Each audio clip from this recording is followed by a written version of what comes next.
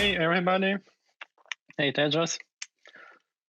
Hey everyone. Hey Peter. It's nice to meet you. And yeah, let's start with some introductions. And yeah, from my side, my name is Peter Zhitnikov. Currently, I'm working in Unity Technologies in Helsinki, but recently, I was working with data in Одноклассники in Moscow. And tell me a bit about yourself, please. Thanks, Peter. And it is a pleasure to meet you and a pleasure to meet everyone here. My name is Tejas Chopra. I am a senior software engineer at Netflix. And today I will be speaking about some of the techniques that we've used in Netflix and other organizations to work with cloud storage. So that's the focus of the talk today. And hopefully folks can take this back to their enterprises and their organizations and see if some of them can be applied there as well. Yeah, I'm really looking forward to this section. It's like 100 relevant for me, as we are also in Unity working a lot with Google Cloud, and yeah, all the changes is also actual for us. Yeah. And I mean, I was just reading that what we use today is cloud in the traditional sense, like Amazon, Google, and Microsoft, but these are still examples of centralized cloud players. And I was just reading a couple of days ago that blockchain can enable decentralized cloud. So if you think 10, 15 years from now, how would cloud look like? Cloud wouldn't be held by one organization. It'll be decentralized and held by multiple nodes around the world. And it was very interesting to see that how blockchain is disrupting so many industries, and cloud is another industry that it's trying to disrupt. Yeah, it's interesting if we will see decentralized clouds in future, as I suppose in some organizations at the moment we do have something like in-house clouds. At least, I know at least one example from my previous workplace, and yeah, I think there's a lot of them around the world. Yeah. Private clouds, hybrid clouds, multi-clouds, all sort of clouds are there. Yeah. Should we start? Then yeah, we can probably get started now. Hello everyone. This is an experience report on strategies for working with cloud storage. The agenda for the talk is as follows. I'll go over a brief introduction about myself. Then we'll talk about some of the cloud basics and why enterprises plan on moving to cloud and what is the impact of moving to cloud on enterprises. We will split our talk into two sections. The first section will focus on how techniques such as compression, deduplication, and encryption can reduce the size of data on cloud or reduce the cloud footprint. This is generally true for all sizes of files, but more so for larger sized files on cloud. The second focus of the talk is how we can use compaction techniques, which would then be useful for storing smaller files on cloud. So compaction will try to bring the smaller files and compact them into larger files. We'll get into some of the data structures that we used for that and some of the operations and how they were handled, such as reads and writes. Finally, we'll get into some fault tolerance parts of compaction and some takeaways and learnings from the entire journey. So let us start with a brief introduction. I'm a senior software engineer at Netflix. I work on architecting storage solutions for cloud and on-premise to support exabyte scale data and billions of assets that are produced by Netflix streaming and studio platforms. I'm also a keynote speaker. I talk on distributed systems, cloud, and blockchain. Prior to Netflix, I was a senior software engineer at Box, where again I was working on architecting infrastructure solutions for petabytes of data and millions of customers. I have experience working in companies such as Samsung, Apple, Cadence, and Datrium. Now let us focus on the first part of our talk, which is how can we use compression deduplication in conjunction with encryption to reduce the footprint of data on cloud. A lot of organizations have been moving to cloud, and we have zettabytes of data now stored in cloud systems. And the reasons enterprises try to explore cloud is because they do not want to manage the infrastructure themselves. Enterprises want to focus on their business deliverables and leave the management of that infrastructure, the hardware, all of that to vendors that are best at that, which is cloud. The second reason is that with cloud, you can scale up or down your services automatically. So if you have a flurry of requests coming into your service, without any changes, you can have the cloud instances multiply and then come down as well whenever the requests go lower. The third reason is that with cloud, you only pay for services that you use. So you do not have any like CapEx costs that go out of your pocket right away when you buy infrastructure. These are the reasons that enterprises have been exploring cloud. But recently, Andreessen Horowitz, which is a very big VC in the Silicon Valley, came out with a document that said that enterprises often start with cloud, then realize that they are actually paying a lot of money to cloud and then try to come back to on-premise.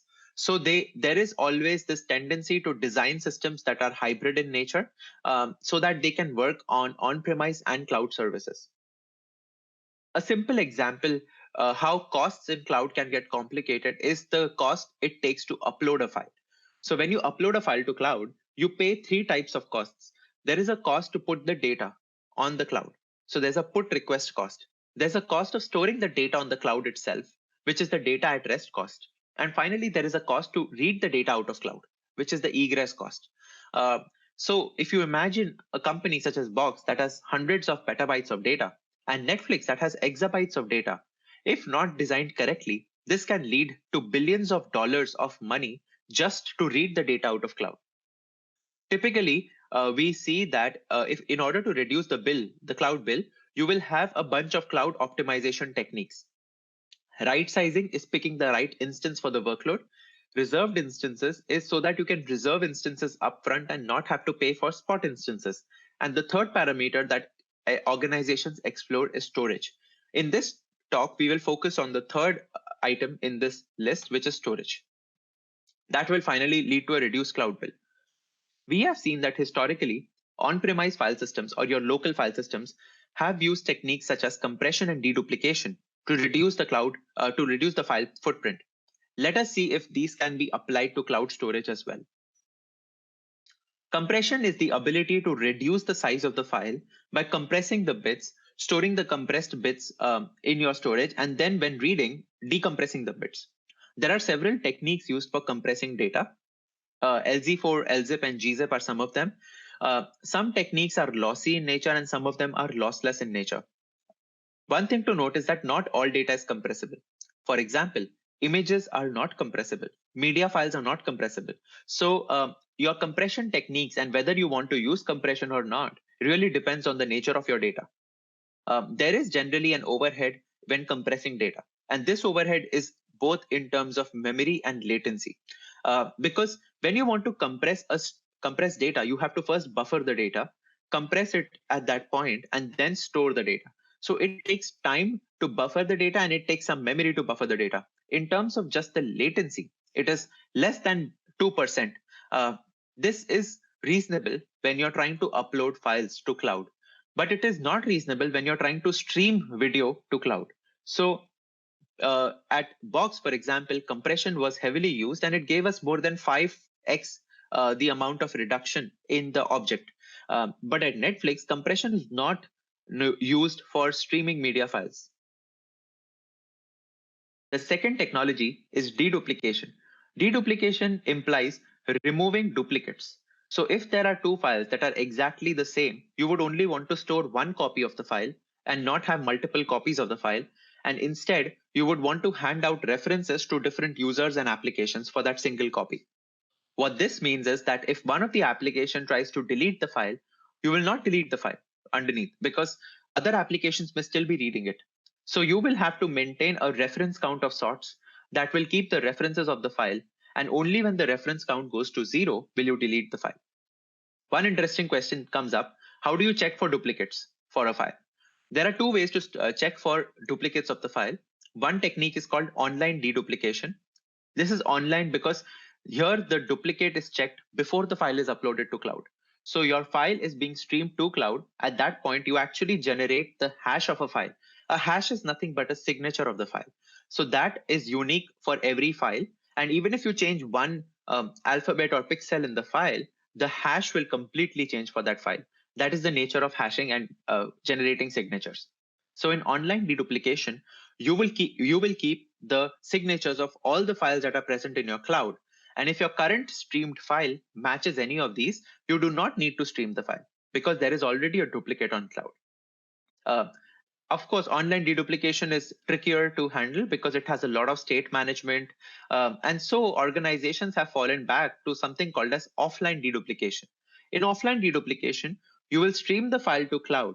And on the cloud, you will have a daemon or a background process that runs that compares the different signatures or different files and then removes duplicates.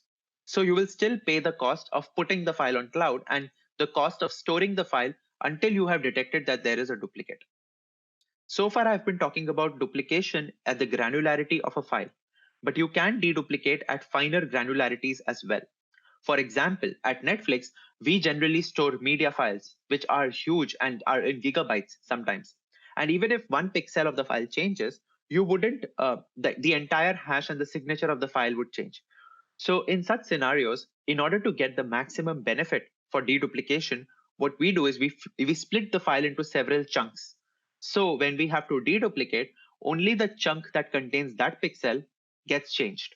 The 90% of the remaining chunks stay the same and can be deduplicated. So that gives us better yields on deduplication and reduces our cloud footprint. The other important point to note is deduplication boundaries are often also dictated by security. For example, at Box, we would deduplicate only within an enterprise or an organization. So even if there were files that are common across enterprises, we will not try to deduplicate them because this has security implications. So we have data, hash values get generated from each piece of data. And in the second step, the hash values are compared to identify duplicates. And finally, once we've identified the duplicates, we will replace it by pointers to save the storage space. Coming to the third part of our technology, which is encryption. Encryption is obfuscating the data to avoid unauthorized access on the wire or at rest. So typically, a lot of enterprises did not try to move to cloud because they were worried about the security of cloud. And they felt that their on-premise systems are more secure because the world cannot reach them. So a lot of cloud providers then started having encryption and security as a first-class citizen in cloud. And encryption then therefore comes default and out of the box for any cloud provider and any storage scheme on cloud. One thing to note is that encryption can be solved over the wire using TLS. So this is an existing technology, and there are two strategies to encrypt data. One of them is client-side encryption, in which the client, that is the node that is sending the file to cloud, will encrypt the data before it is sent to cloud. So they will encrypt it using some encryption key, and they will have the option of either storing the encryption key themselves or storing the encryption keys on cloud, but encrypting it on their end. The second type is server-side encryption, where the clients will send clear text bytes to the server, but on the wire in the connection, the TLS will solve the encryption, and then finally the server side will encrypt the data and store the keys and manage the keys for the client. I have seen that both Box and Netflix have situations where the clients are preferring to encrypt the data. At Netflix, file sizes are often greater than the maximum size supported by S3. So S3 is our storage layer. And so if we have gigabyte sized files, S3 may not always cover those situations. And so we have a layer on top of S3, which will chunk the file into smaller pieces. This is what we did in deduplication as well. And then upload each of these chunks separately. Also, for encryption, we apply a separate encryption key per chunk at Netflix. One thing to note, which is very important, is that encrypted data is not compressible and it is very rarely dedupable. So in short, we have S3 encryption and there are two types, in-flight and at rest. For in-flight encryption, we use the SSL API endpoints. At rest encryption has client-side and server-side components. For the client side, we will encrypt the data before sending to S3. For the server side, either we will completely rely on S3 to encrypt and to store the keys, or we will use a key management service along with S3 And the third option is to save the client-side keys on S3. So understanding these technologies, if we have to order them in the appropriate order so that we can reduce our cloud footprint, we would try to encrypt last. This is because encryption implies that you cannot compress or deduplicate data. So if the client-side encryption is used, which is used in most enterprises, it means you have to employ online deduplication, where you deduplicate before sending data to cloud, and compression on client. The design can get very complicated in this scenario. Uh, Also, at Netflix, we are now exploring not having per chunk encryption, but having one encryption key per pool of chunks or objects. And this has implications on deduplication and security, because now if you maintain one key for a pool of chunks, if two chunks are encrypted and they are similar and they get encrypted by the same key, then there is still a chance to deduplicate it using offline deduplication techniques, because they will end up being the same bits and having the same signature on cloud. So, but of course, we are sacrificing a bit on the security aspect of it by maintaining one key per pool. The second ordering rule is to deduplicate first. And we want to employ online deduplication techniques for this reason. So when the data is streamed, we will maintain a global pool of fingerprints or signatures of data. We will compare the current object's fingerprint with the fingerprints in the pool. And if that fingerprint is present in the pool, that means a copy of the current object is already on cloud. So there is no need to stream the data to cloud. We would increase the ref count or the reference count of the fingerprint and return a reference to the object stored on cloud. The idea of deduplicating first is that compression algorithms can change.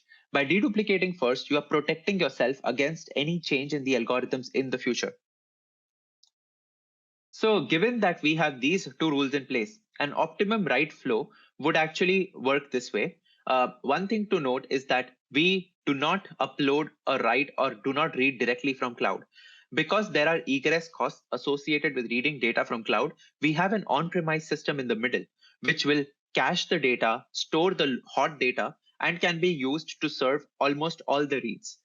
This way, we will save money by not egressing from the cloud, and we will also have a way to compress and deduplicate data before sending it to cloud.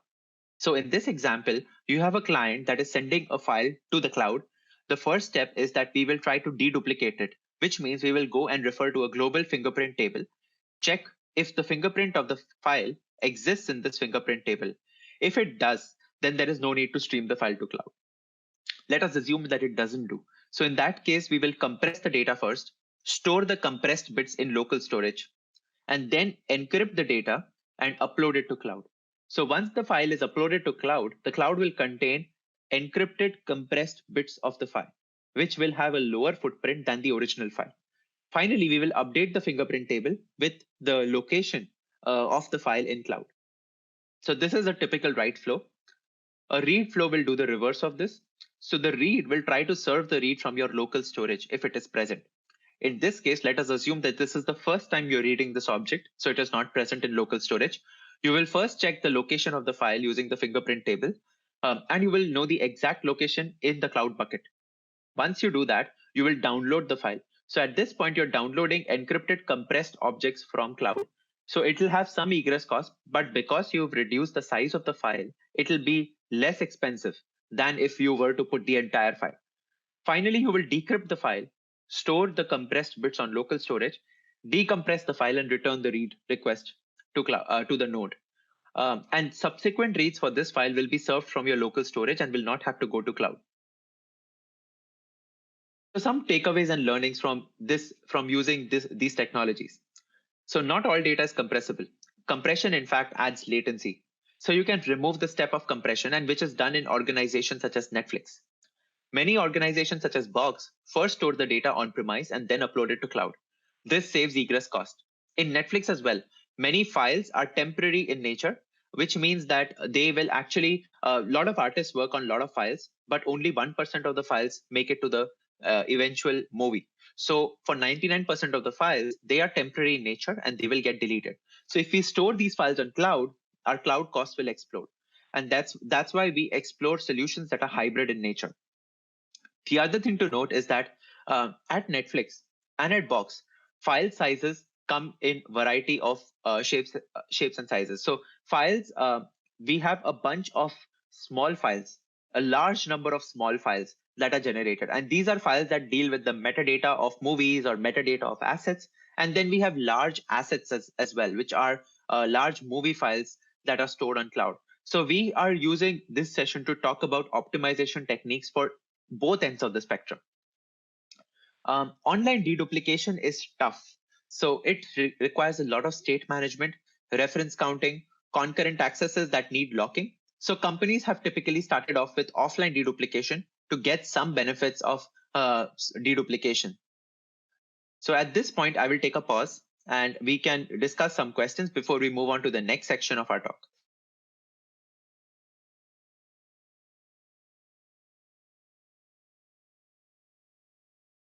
Yeah, Peter. Yeah, thank you for this part. And we have one question from the chat. And yeah, you've described that you are using some like hashing for the duplication. And the question is, are you using some more kind of advanced or machine learning or maybe some approximate algorithms to found not exactly the same files, but maybe similar files in the media files or something like that? So in our case, we are actually erring on the side of caution. So we actually want the exact same file to exist on cloud. So machine learning techniques can tell us information about how similar files are, and that can inform our chunk size. So today we choose a chunk size of, let's say, megabyte. But by using machine learning, if we realize that, 90% of the files are same, only like small parts of the files have changed. So that is a great opportunity for us to reduce our chunk size to, let's say, 500 kilobytes. And that will inform how deduplication can then change. So it is not really used to make a decision to deduplicate, but it is definitely used to choose the granularity of the file sizes at which deduplication boundaries can be set. So that's a very good insight and a good question. Yeah, thank you. And also you've mentioned that you have a lot of small files. Can you it's maybe, at least from my point of view, it's kind of obvious what is the reason for having huge binary media files for Netflix, but for small files, yeah, it's a bit more tricky, and it's interesting to have a short insight about it. Yeah. So there is always data, which is the media files, but there's a lot of metadata associated with files as well. And this metadata is not just the file name and file attributes, but we use different types of studio applications and pipelines and workflows when we have to create movies. And all of those attach different forms of metadata to the data. And this metadata may not always be stored in the database because it's slightly more than 100 kilobytes in size. And so database is not ideal for storing it. So we actually end up storing a lot of these metadata as files as well in S3. So these are the small files that we have. In fact, 70% of the count of files are smaller files for us.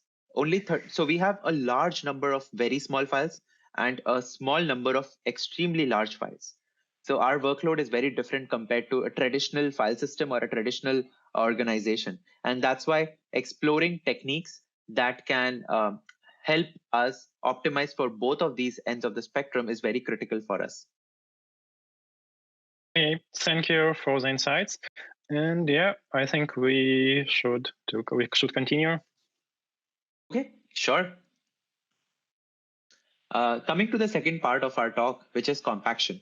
This is a technique that we will use to solve the problem with small files. So cloud workloads, we investigated how cloud workloads generally are. And in case of Netflix, we saw that there were a bunch of small files that were created by media pipelines, by studio workflows, and they were created in bursts. So the other thing we realized is just like with local file systems where small random writes are not beneficial for local storage, and so there are opportunities to convert small random writes into large sequential writes, we thought that we can apply the same to cloud because small sized files are not beneficial for cloud storage. On the cloud, there are two reasons that they are not beneficial. One of them are request level costs. So this means that there are cost to put a file to cloud, like I explained. So if you have a gigabyte file, and if you're doing 4 kilobyte puts, the cost of sending the data is 57 times the cost of storing the data on cloud itself. The second reason is throttling. So AWS S3 best practices guidelines say that if you have more than 300 put, delete, or list requests per second for an object, or more than 800 get requests per second across all objects also, S3 may rate limit the requests. So throttling is sometimes so aggressive that one 4 megabyte put is 1000 times faster than 1004 kilobyte puts. So this is the reason that you would want to store larger files on cloud rather than smaller files. And you can see a graph here that explores the object size with throughput. And as the object size increases, the throughput also increases. We explored several alternatives to store smaller files. Elastic File System is a generic file system, and it actually charges only for storage and not for the requests. The charges are $0.3 per gigabyte month for EFS. DynamoDB is a NoSQL database. It can be used for kilobyte-sized objects, and it charges 25 cents per gigabyte month and 47 cents for one write per second per month, and similarly some value for a read per second per month. S3 charges $0.023 per gigabyte per month. So it is the lowest in terms of storage cost, but it charges 0.0005 cents per put. So if we want to put this in perspective, to store 1 terabyte worth of 4 kilobyte files with 100 writes per second, if you use S3 as is, it will be $1,366 per month. That is the operation, and the operation cost would be 98% of that. So our goal is to keep operation cost, which is the cost to put the file itself, to as low a number as possible. It will take 5 years of storage to match the operation cost on S3. For EFS, it is $307, and the operation cost is 0%. For DynamoDB, it is $303, and the operation cost is 16%. So it will take 5 days of storage to match the operations. If we use compaction techniques, then your S3 cost can come down from $1,366 to $24, and the operation cost is 0.001%. So it will only take 27 seconds of storage to match the operation cost. So what exactly is compaction? Compaction is a client-side packing and indexing module. It will pack the data into gigabyte-sized blobs. So all these small files can be packed into one particular object. But also you need to maintain an index of where the object is, of where the file is within the blob. So we store that as well. And that is stored in two places. One of them is a redundant global database where you contain a database of all the files and the blob index and the blob ID of where the file is stored. And the second is within each blob, we have a footer where we store the indices. And the reason it is a footer and not a header is because when we delete files, or if we put it on the header, we have to keep a track of where that particular database ends. By keeping it at the footer, you actually just need to store the footer location, and that could be used when you are recreating the world. But you can play around and put it in the header as well. There is no reason you have to choose the footer. We went with the footer because that is a strategy that has traditionally been used in storing indices. So there are two data structures that we dealt with. One was a blob. A blob is a single immutable gigabyte-sized object on cloud. Data from multiple files can get packed into a blob. And a blob, like I said, will contain a footer, which contains information about all the files within that blob. So by reading all the footers of all the blobs, we can get all the application files. We could have used sorted string tables, which is used in HBase, HDFS, and other alternatives, but it requires sorting of key value pairs before persisting them. The other is the global blob descriptor table. So it actually optimizes reading all the blob footers to create the world. It's a global table that contains information of all the files in all the blobs. And it is redundant because it can be recreated. The consistency of this table is a challenge because creation of blobs is distributed and happens on several nodes at the same time. So coming into the basics of packing and pushing. So we want to accumulate enough data before we can compact it and push it to cloud. And the data that is buffered on a node cannot be considered durable until it is persisted in cloud. So we had to be mindful of that and design our systems around that durability concerns. The other thing is that packing policy, which takes into account which files have to come together to be a part of a blob was specified at mount time. And once the data has been packed and pushed, the embedded indices within a blob get updated. Now, the blob name that we chose had to convey information about the blob. So we chose the client IP, which is the client that packed the blob, the offset of the footer where the blob indices start, and the date at which the blob was packed. And we use a subset of these in our fault tolerance as well. Uh, the blob table gets updated with new extents for a given file when the file gets pushed to cloud. And one thing to note is that the global table will always contain the updated location for a file. So if the file is still being packed and not yet pushed to cloud, it will contain the client IP where the file is present and being packed right now. And if it has already been pushed on cloud, it will contain the object ID of the blob and the file's extent in the blob. The second part is that now that we have such a system, we will have to modify some of our operations to handle the blob creation and the blob being pushed to cloud. Reading the data becomes very interesting because earlier you would have read the data directly in terms of the file that you have in your system or on cloud.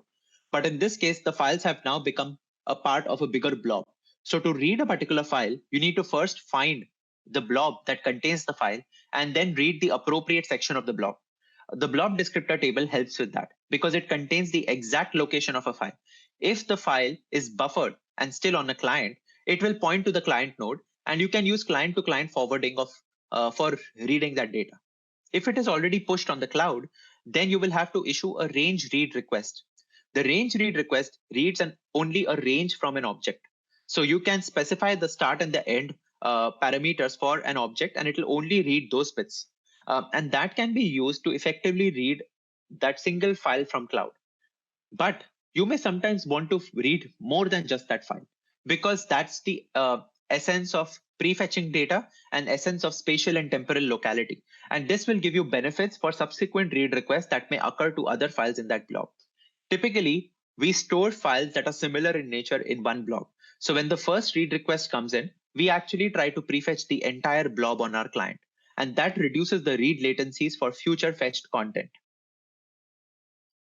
Deletes and renames also had to be handled separately.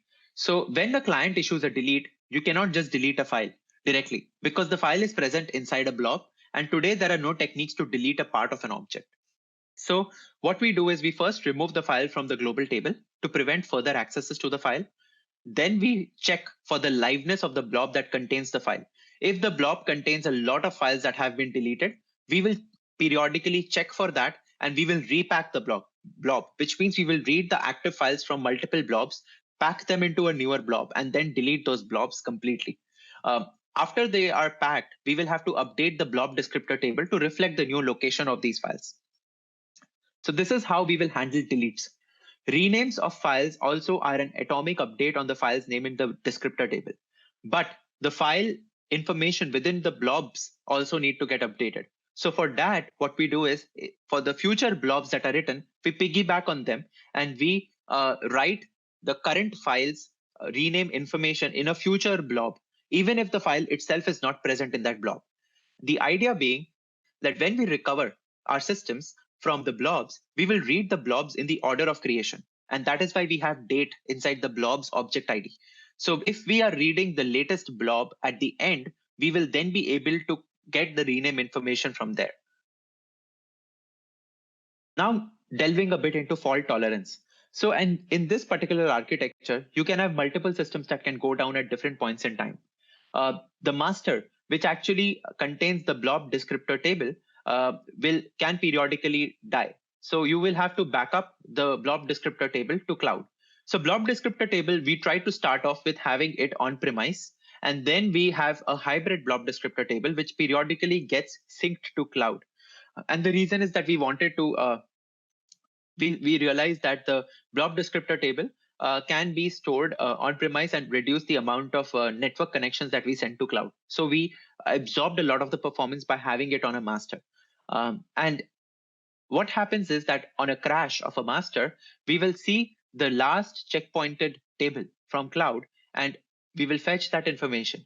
And from that point on, we will check all the blobs that were written after that point in time.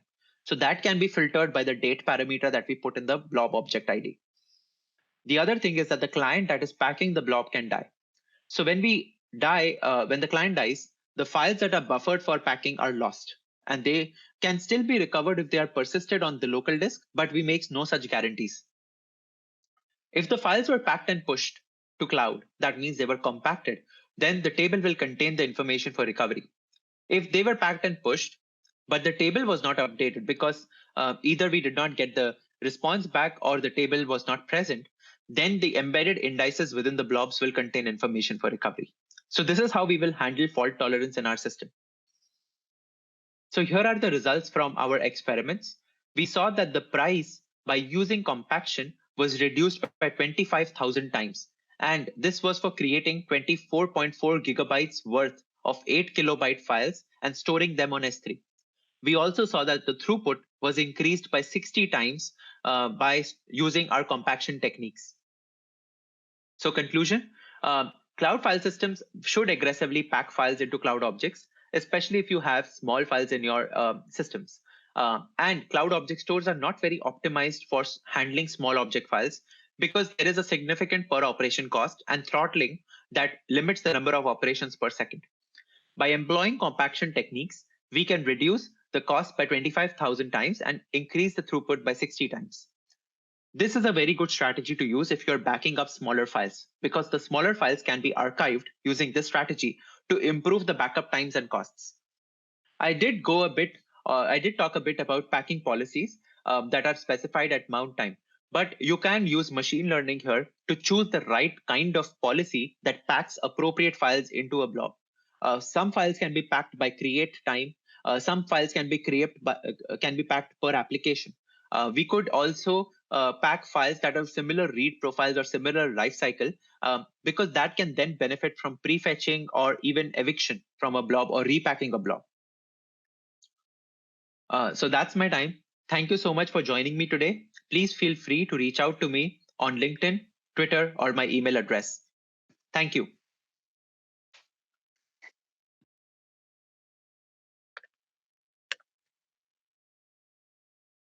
And yeah, Peter. Thank you very much for your presentation. It is really interesting, and I'm really looking forward to apply some of that techniques, or at least to look how they could be applied in my organization. And yeah, a few questions now. You've mentioned, first kind of technical question. You've mentioned that blob descriptors table. Could you a bit elaborate where is it stored? Like, is it some common use database or your own solution? What is it? Yeah, it's a commonly used database. So we use Cassandra, and that is used to store this blob descriptor table. Yeah, thank you. It's interesting. Yeah. And another question maybe, you have mentioned about like few questions about durability. Before data has been pushed to cloud, you can't assume that it is fully durable. Are you somehow communicate about it with the end user, just to them, like, if you are an artist and working with something on Netflix, can you understand that this file hasn't been yet pushed and you should be careful? Yes. So the way we are doing this is that for now we are using this technique for our backups. So our end users are not really aware of it. We want to get to a point where we want to use it for primary uploads as well. But like you said, durability is a big concern. So we've the benefits that we are getting are for backups at this point, and we are exploring ways in which we can either have persistent caches like NVMEs or something in our machines that can even after the files, even after the machine gets restarted, maybe the files can stick around in local storage. And these are machines that we ourselves own, so these are not machines on cloud, and so we can be relatively sure that they will not be ephemeral in nature. So at least even if they restart, the data will still be persistent. But we communicate it to our backup applications, and they have the SLAs in place to deal with this eventuality. but we haven't yet put this system into primary workloads at this point. Yeah, thank you. And maybe the last question from my side. Like all this system is kind of complicates all interactions, like reading the files, writing the files. Are you providing some libraries, or is it more like a service, or like, can you elaborate a bit about that? Yeah, sure. So we actually have services on the backend that when a read request comes, translate the read request for a file and look at the different types of metadata that we store for the file in our global table. And so for the user and the application, nothing changes. So they do not have to use a separate library. They just have to issue the local file system read or a local read that they do. And we will translate. We have a fuse layer on the users' machines that can talk to local storage and cloud storage. So that fuse layer will take the read request and then forward it to the appropriate location. If the file is cached on their machine, it will forward the read to their machine. If not, it will forward the read to our service, which will then look up the blob descriptor table, forward it to the cloud, all of that.